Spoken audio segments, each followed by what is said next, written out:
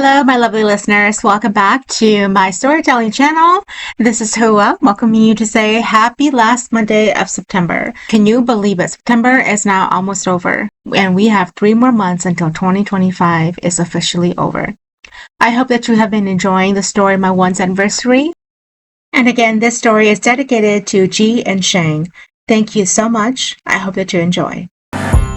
Do you see how I effortlessly get it right? 그리 따라한다고 다 되는 것도 아니야. You could try it all you want and waste your time. You look ahead, a million people in the line, but I'm one step away until the day I will be gone. Baby, you're a shooting star or a rising star. Name yourself in a galaxy. And you sold her like you would cattle. The words burned her as she slowly came awake. The bedroom didn't look familiar, as Sheng felt as if her throat was on fire. Her entire body ached, and she closed her eyes, remembering what had happened. Arriving to find Adam sitting on a chair, waiting for her with a sly grin, and the crowbar. The crowbar that he used to hit her body, and how his fist had damaged the flesh on her face. When she was bound and gagged, she was fighting the need to fall asleep. She could no longer open her eyes, but she had heard everything. She had heard everything. Grandpa, her own grandpa, was behind it. He'd sold her like cattle. Tears slipped past her cheeks, burning the opened wounds, and she sobbed quietly into the blanket. How could he? How could he do this to her? All these years of loving and protecting her grandpa only to be used like cattle.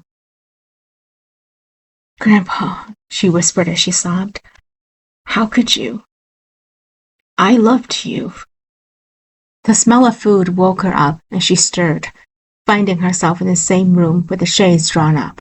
She recognized Ge's body before her, and she cleared her throat. He turned around and looked at her with a sad gaze. She was wearing all black, probably his clothing, as she pushed herself to sit up. He picked up a bowl of what looked like soup and brought it to her. How are you feeling? He asked. She took the bowl from him and stirred.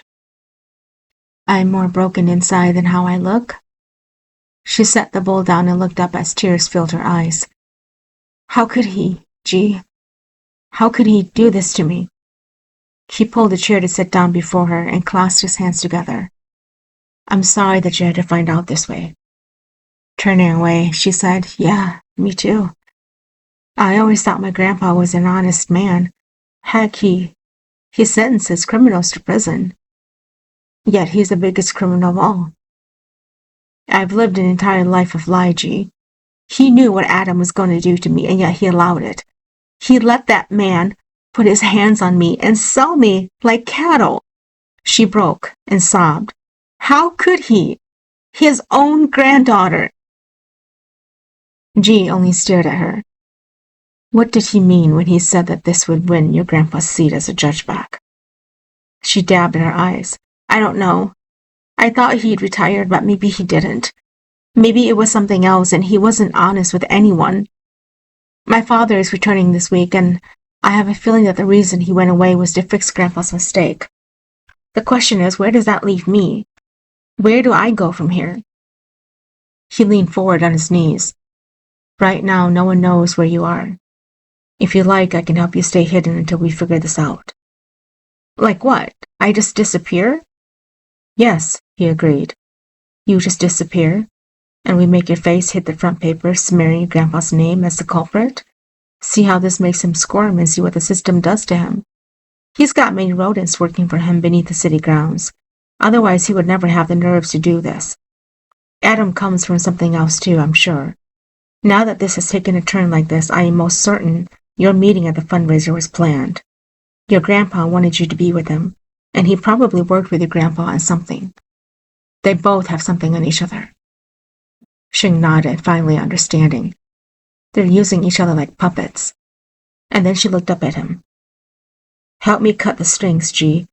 Help me make it happen so they become dust. He raised an eyebrow. He's your grandpa. And he sold me like cattle, she said with anger. He couldn't process what had happened. For the life of him, he took the entire time she'd been asleep to think through what could make Christopher Lee sell out on his own granddaughter like that to another person. If he'd known, he would never have messed with her job, but it was too late now to reconsider. She was without one.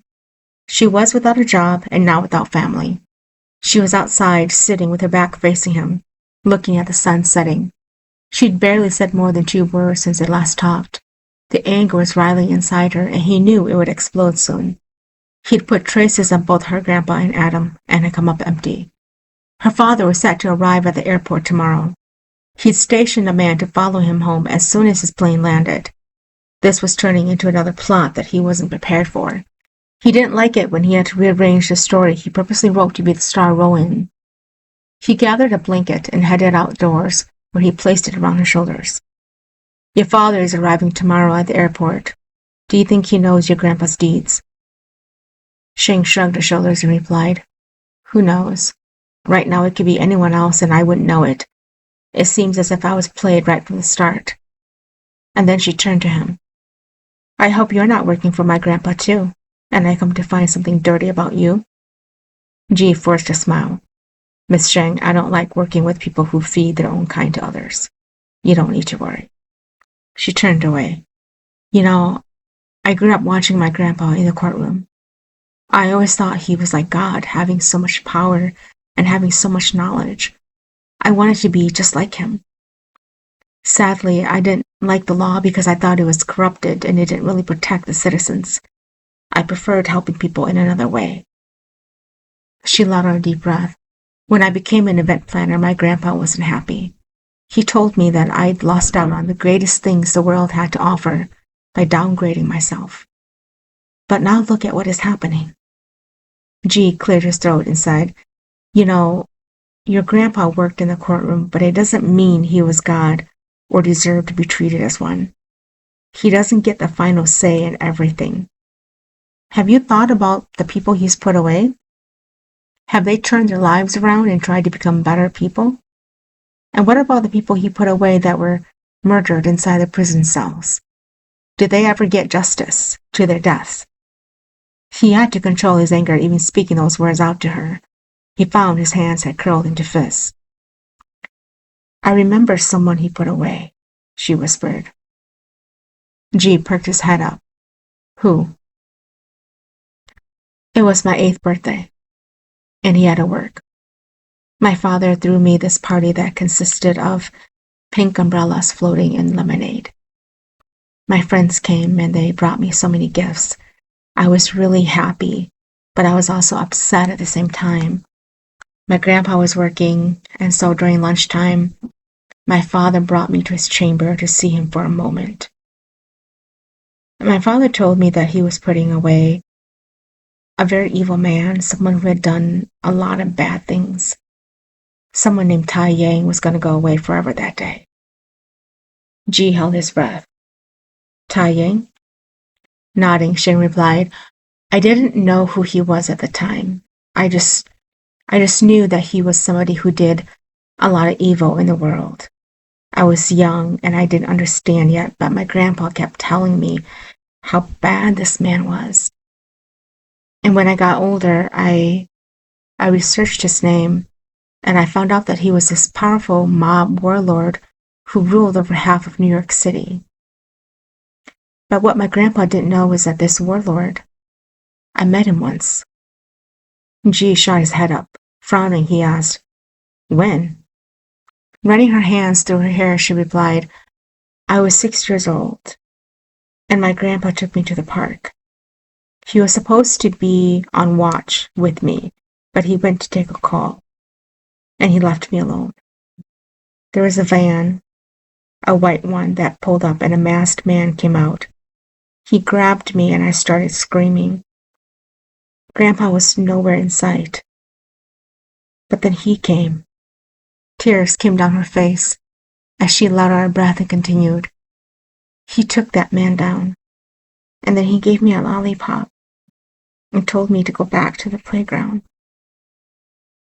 When Grandpa came back, I was crying, but that man who helped me was nowhere to be found. G felt his chest tightened. He remembered that day because he had been in the car with his father when they saw the incident. He had witnessed it, and Sheng had been that little girl.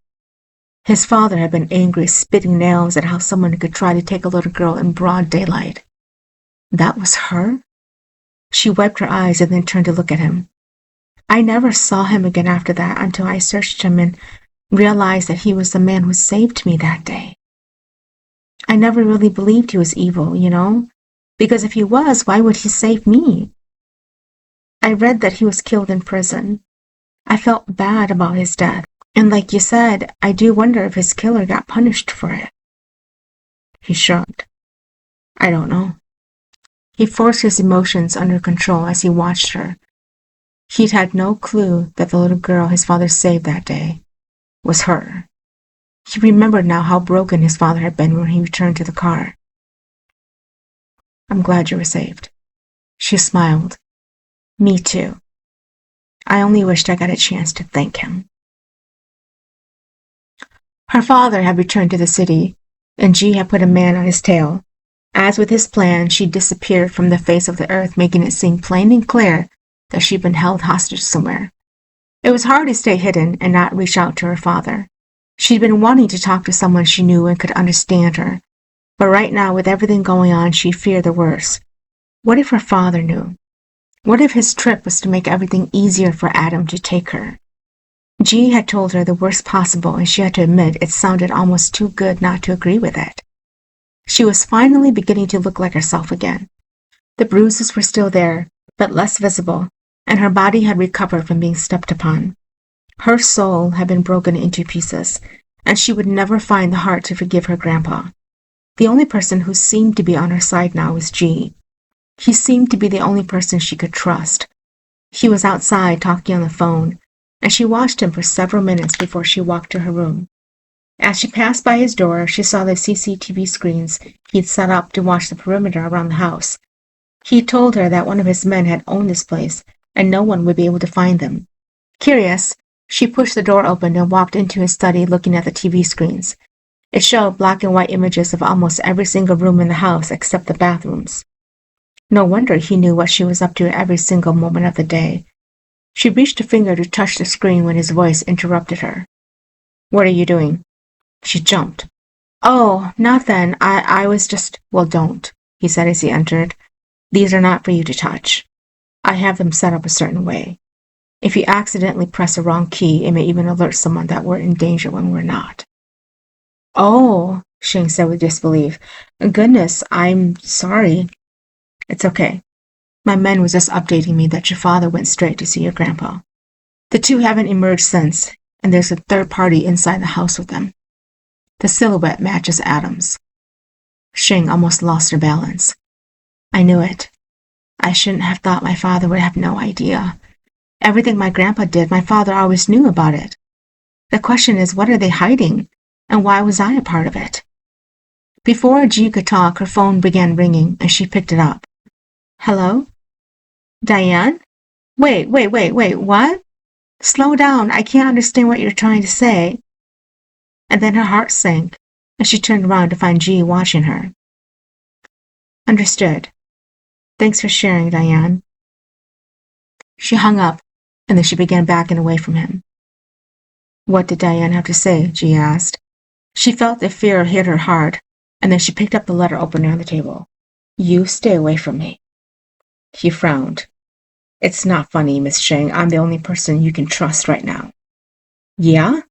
I trusted that you wouldn't hack into my laptop and ruin my job, too. She laughed, and then she shook her head in shock. I can't believe it. Right underneath my nose this whole time. Diane just called me and said they had someone from IT come look into the portal that had approved all of the deals coming from me. Turns out it was hacked into, and the system rebooted itself, and that it wasn't me after all. And what makes you think it was me? He asked. The IP address says it was from the hotel we were staying at, G. So unless you weren't there with me that night, a ghost must have done it, right? She started sobbing, and then she let out a scream. What did I ever do to you? You were supposed to protect me. That's why I hired you. He put up his hands. Listen to me, Miss Sheng. I know this doesn't look good, but let me explain. About what? Was anything ever true? Did anything you ever say about this? Is it even true at all? Is my father even there with Grandpa and Adam? What if it was you turning me against them, huh? She screamed and tossed the letter opener toward him. He caught it with one hand and it sliced his flesh. Blood began dripping down as he came toward her. You're right. I did do it. I hacked into your laptop and made you lose your job. I did it. I wanted you to trust me so that everything would look as if I was the only good person left. But I am not responsible for what your grandpa and Adam did. Believe me, if I had known you were a victim in all this, I'd never done what I did. You expect me to believe that? After all this? Let me go if you're as good as you say you are. Shaking his head, he replied, I can't do that. Not now. Not when you're really in trouble. You have to trust me. Laughing, she shook her head and said, I'm not going to trust anyone but myself. Maybe in the beginning it was a stunt to keep you close to me, but now it's no longer a game, Miss Sheng. Give me one good reason why I should trust you. His eyes narrowed, and he whispered, My father is the one who saved you from the masked man that day. Sheng felt her heart drop, and she stumbled, and he came forward. I was with my father that day when it happened. You were wearing a red dress with black Mary Janes, and had your hair in pigtails, with 2 little hairpins of yellow umbrellas. She gasped and shook her head. Oh my God, you're Tai Yang's son? Ji nodded, and he let out a deep breath. Yes, I am. I know what I did is no grounds for you to trust me. I did it because of how your grandpa's sentence killed my father in prison. I wanted revenge, and I aimed to take you down, to hurt you so he'd be weakened. But I had no idea that he'd already been doing dirty deeds using you all along. That, I swear on the life of my father, I had no idea about. You do not know how much I want to hang myself now after knowing what your own grandpa did to you. She had no words, and she felt her energy drain. She fell to the ground and looked up at him. You're not lying to me, are you? Shaking his head, he replied, I am not. That day, when you went after Adam, I followed you, but my anger for your grandpa made me stop. I should have followed you. I'm sorry. I had my men trace you, and that was how I found you later. I heard everything they talked about, and that was when I realized I'd been made into a fool. I'm sorry, Miss Sheng.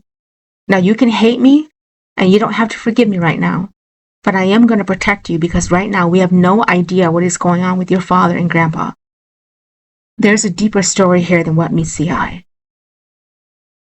Sheng stood slowly and let out a shaky breath. To thank your father for saving me, I am going to believe you one more time, Ji. The house was quiet when Ji finally turned the lights down and slipped into the sheets. It had been an eventful day, causing so much to overturn and come out for both of them.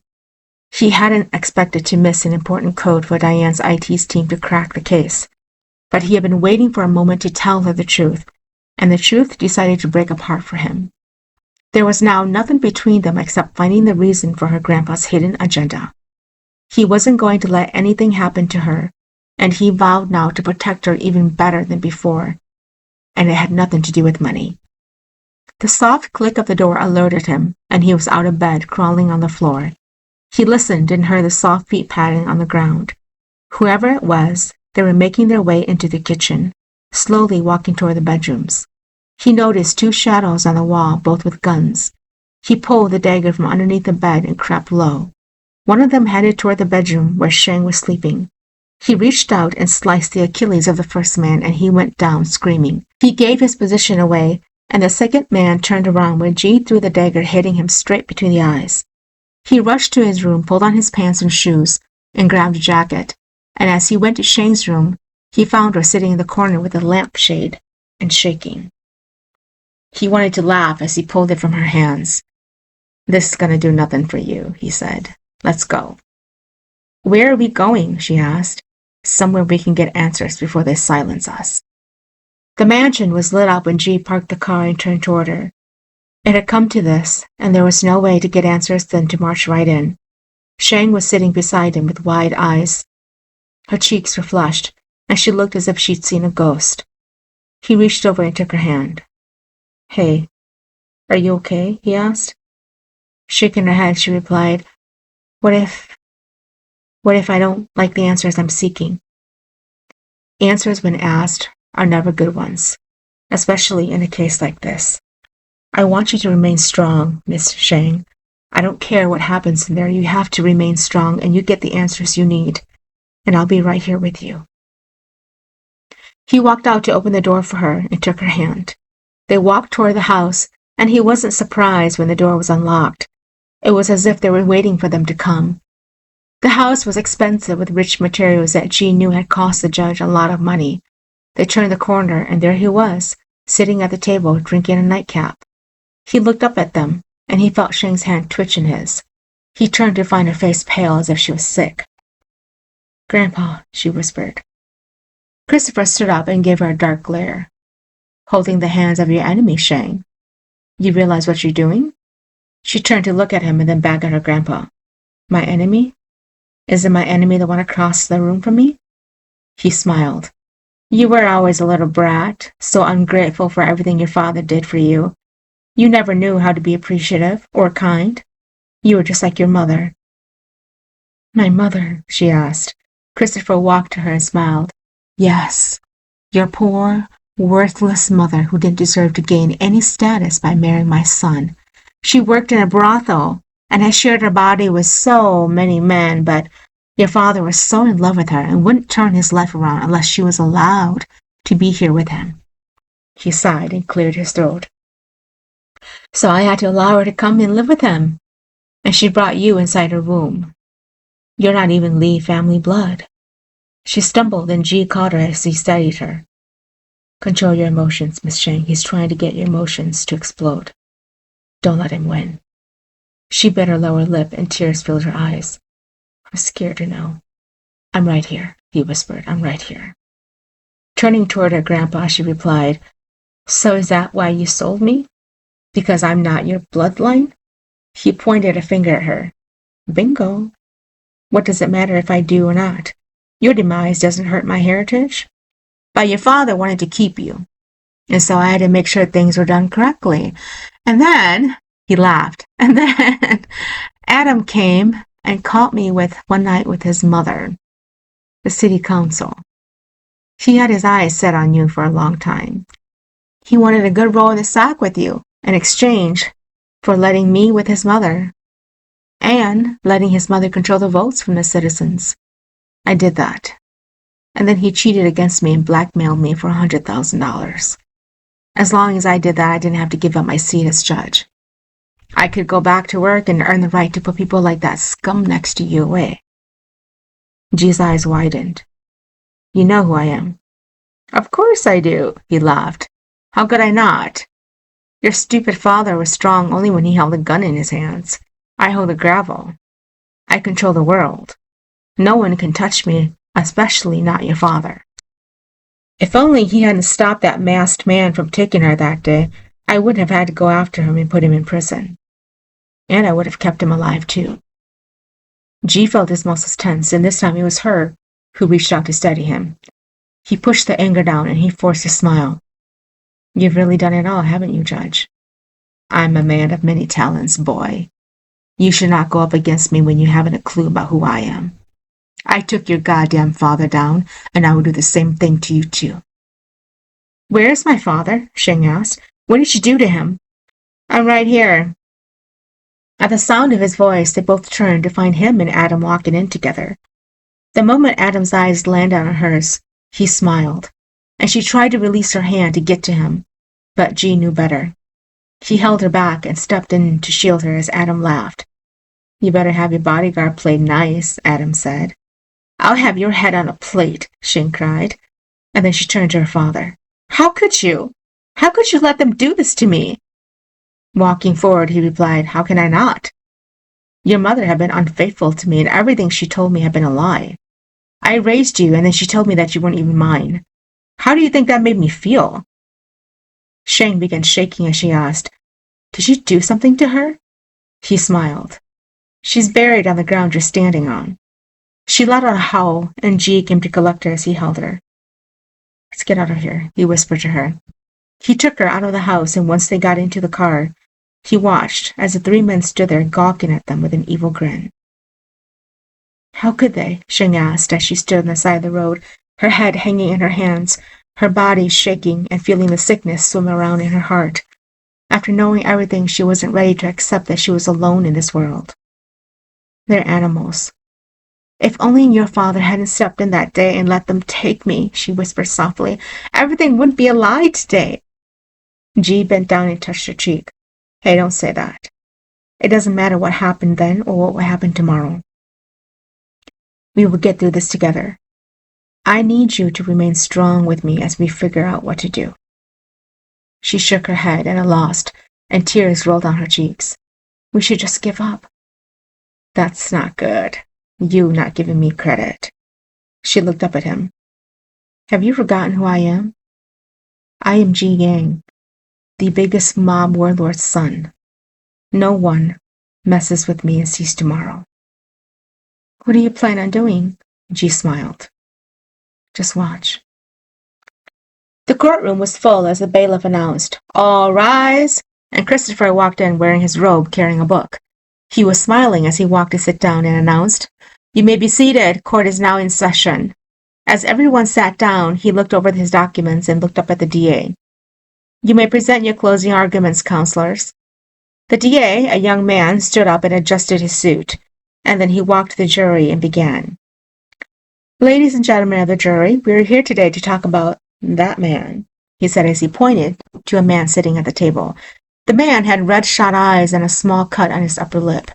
That man is known as Sean Miles, a well-known murderer who the police have finally caught and booked. In his life, he took the lives of 14 young girls. 14, ladies and gentlemen. Now, I want you to imagine that those little girls were someone you knew or even your own daughter. Look at him. He doesn't look like a murderer, does he? He looks like someone you lend money to should he come knocking on your door. But no, he won't ever see anything behind bars, will he? And do you know why? Even though you may deliver a guilty verdict today? Because people who handle the law are a bunch of twisted, sick folks who hide their true images underneath a robe. Christopher banged his gavel. Counsel, withdraw your last sentence. The jury will not be allowed to use that last sentence. Counsel, it's getting late. Let's wrap this up professionally so we can all go home. The DA laughed. Oh, and how should I wrap it up then? Should I let you do my job? Christopher frowned. Counsel, what is your problem? The problem, Judge, is that people like you who sit above us seem to think they own the world and play God. They twist the truth and let loose criminals to the world, Judge. That's what the problem is. Approach the bench, Counselor, Christopher said. The DA walked over and cleared his throat, his hands in his pockets, and Christopher glared at him. What sick joke is this? He asked. Huh? Because I'm not playing games with you today, Counselor. Clean up your act and finish your closing arguments. He smiled and looked up at him. This is as clean as I can go, Judge. If I were to get my hands dirty, you may not like it. What? He asked. He smiled and backed up at the desk. Judge, can you tell me why we are on trial again for this man when he was put behind bars many years ago by you? Did you release him early for good behavior? Is that what it was, huh? Who did he kill this time? Hold your tongue. I will, but I have someone who won't. The doors opened and Sheng walked in, dressed all in black, her eyes gleaming bright. She walked to the front and announced herself. Ladies and gentlemen of the jury, to uphold the law means to be a pristine citizen who cares about the well-being of others. Let me introduce myself. I'm Sheng, the illegitimate granddaughter of Christopher Lee. The granddaughter he asked this man, who is on trial right here, to kidnap at a young age. To keep his dirty secret safe, he ordered the man who saved me to be sentenced behind bars for life when all he did was clean up the city. And then he silenced that man by having this man right here kill him in prison. To make matters worse, He released this man on good behavior, only to use him. And now that he's done using him, he's about to put this man behind bars for good. Is that a pristine citizen, ladies and gentlemen? Get off my courtroom, young lady, Christopher said as he stood up and walked toward her. Get out before I throw you out and charge you with contempt. Sheng smiled. Go ahead, Grandpa. I'd like to see you try when all your dirty secrets are in my hands. She waved the folder before her. The news station will have a field day with this. Can you imagine the headlines? Honorable Judge's secret files exposed? She walked to her grandpa, who was now shaking like a leaf. You're done. And it's over for you. She turned and opened the doors as the reporters came pouring into the courtroom. She headed toward the stairs and met up with Ge, who was waiting for her. He extended a hand to her. Ready? As I ever will be. What news do you have for me? Both your father and Adam were taken into custody, and all documents of the affair between his mother and your grandpa have been collected. Your job has also been reinstated.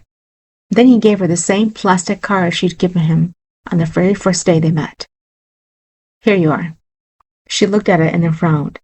Isn't this your payment? He shook his head. No. I don't want to take your money for protecting you. And then he extended his hand to her. Hello, Sheng.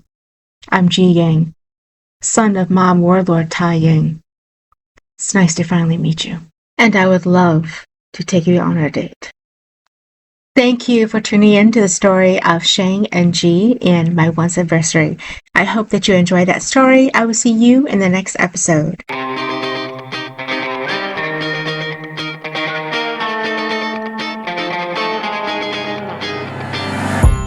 Do you see how I effortlessly get it right? 그리 잘한다고 다 되는 것도 아니야. You could try it all you want and waste your time. You look ahead, a million people in the line, but I'm one step away until the day I will be gone. Baby, you're a shooting star or a rising star. Name yourself in a galaxy. Don't let the others fool your mind. 붙잡아 할 건 only your tenacity. Gotta get it right, gotta get it right. Name yourself in a galaxy.